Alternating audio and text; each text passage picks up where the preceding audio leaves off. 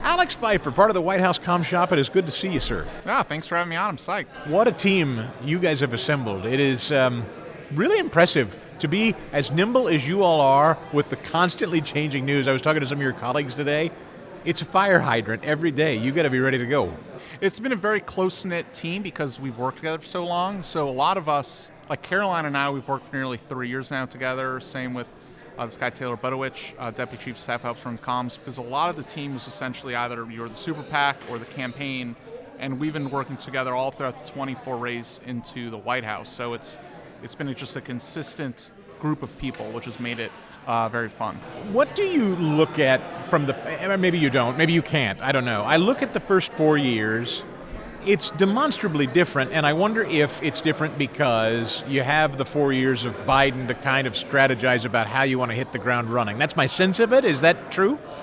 I think the second term has been different to the first term purely as a matter of experience. As the president himself has said, when he came along in the first term, he had never lived in D.C. or spent any sort of significant amount of time here, and obviously going to the second term, he has all the experience of the first term, knowledge of the power players, who he works well with, who he doesn't work well with, and same from the staff side. This time you have people here in the White House who were there for all 4 years of the first term, and then other people, I wasn't there in the first term, but I was there on the campaign with the team.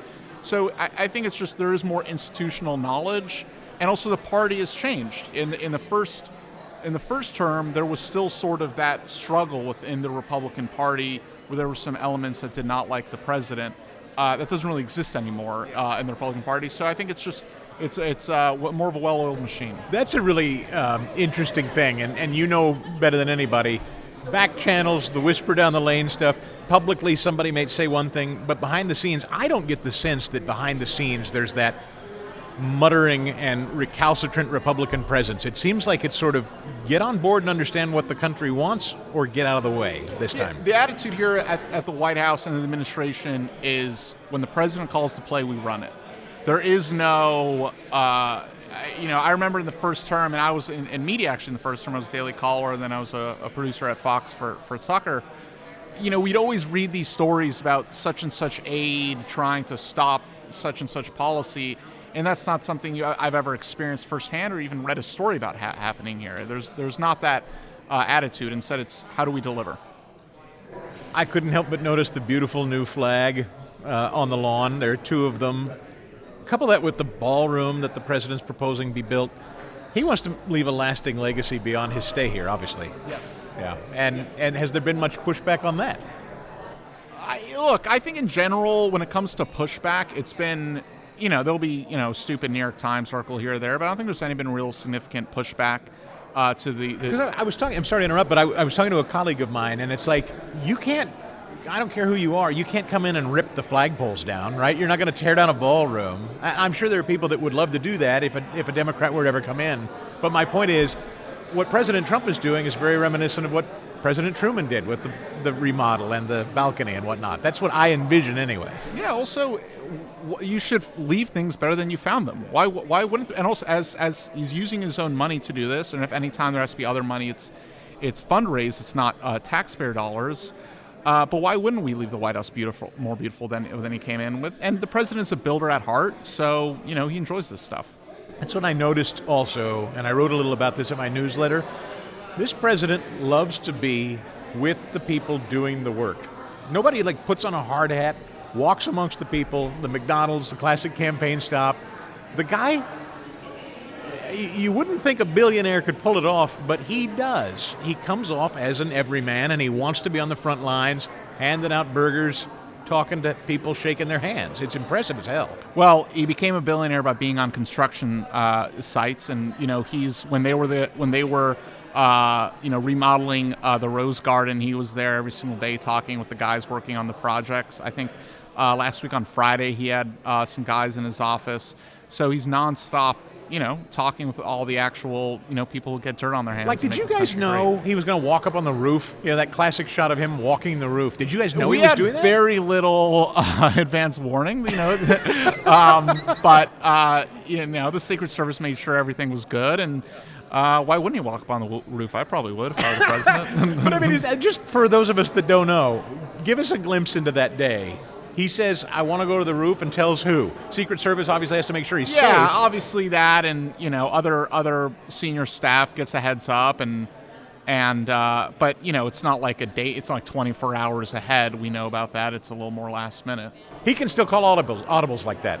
Oh, there are a lot of audibles called, and that's what I think is wonderful about this White House. There is no sort of bureaucratic process. If we want to do something, we do it. I mean, take D.C., for example. I think the president was sick and tired of seeing headlines and news stories about violence in our nation's capital. Now, we are the world's wealthiest nation. We're the most powerful.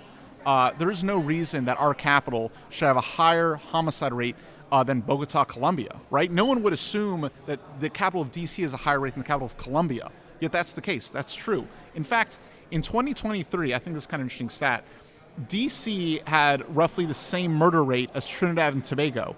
The State Department tells Americans to reconsider travel to Trinidad and Tobago because of crime. It's one of the nations that they're like, you shouldn't travel to. Well, our capital has roughly the same murder rate. And so the president's sick and tired of that. So he's like, I can't just watch this happen. Other presidents would watch it happen. Other presidents would start a blue ribbon commission. They would have some white paper report 2 years in the making. Instead, we deployed the National Guard. We searched federal assets. And D.C., for the first time in a very long time, went a week without a homicide. Now, I know that sounds normal for listeners listening from a nice town or city or community, but in D.C., going a week without a murder is very significant. And a stat I checked in before we started this interview, carjackings in D.C. are down 90%. So these are all, and in D.C. last year, the police, they posted on their social media, tips to avoid carjacking. And it was like, drive in the middle lane. When you're driving, make sure your car doors are locked. I mean, that's dystopian. If the Capitol Police is to tell residents driving tips to avoid carjacking, that's something you'd expect in, Mogadishu. And so the president wasn't willing to stand by and watch that happen. Now, I realize it's a weird segue from rocking on the roof to this, but it's about who the man is. He's someone who doesn't just want to, when he wants to take action, he takes it. Well, and by the way, one of your own administration, from the Doge Committee, famously called Big Balls, he gets pummeled the way he did in trying to rescue a woman from being carjacked. I imagine that becomes very personal to all of you here at the White House. Yes, and it was in DuPont Circle, by the way, which if people aren't familiar with D.C., DuPont Circle is a fine neighborhood. I used to live there. It's not at all some place you would be expected to get pummeled and there to be a carjacking. It's an all right neighborhood. Yet that sort of stuff happens, and I guess it kind of says something, about the crime issue that were happening in what's considered a nice place. So, we weren't going to watch this happen, and we've produced results. And as the president has been saying, we might have to bring this effort to other American cities because, every American has the right to walk to work, to walk to school, to play in their front yard, to fall safely, and to fall asleep without hearing the sound of gunshots. Shifting hard here, last week or over a week ago now, meeting with Vladimir Putin, and you talk about optics in Alaska. Social media went crazy with that image of the B-52 flying overhead.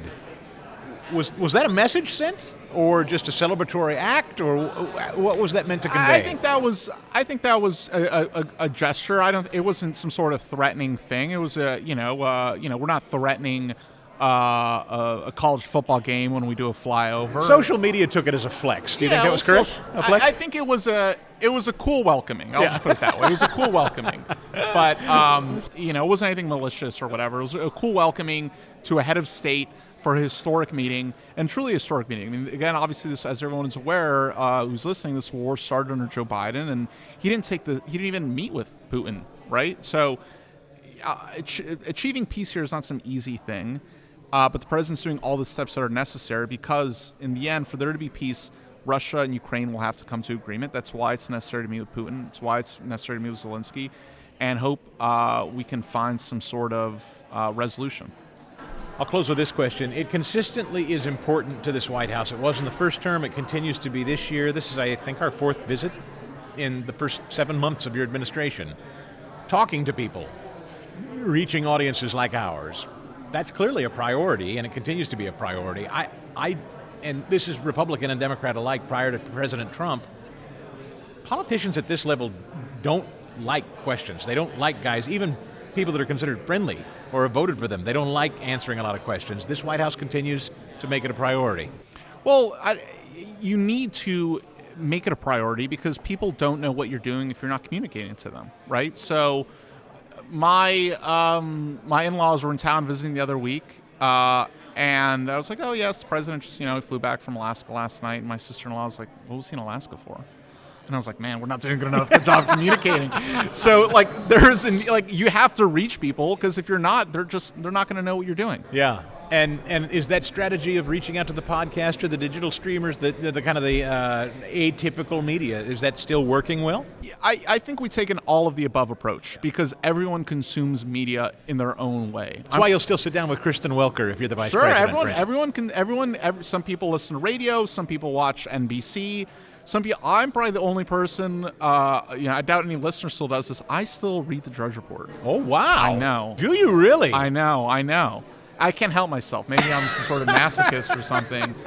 But so I honestly can't tell you the last time I have, to be honest. And it's not even editorial comment. I just haven't. Yeah, and it's just a force of habit for myself. Yeah. But everyone consumes media in different ways, so you just have to have an all of the above approach so you can reach everyone. Well, we're grateful for the invitation. We're grateful for your responsiveness every time we reach out, and thank you for taking the questions today. Yeah, thanks for having me.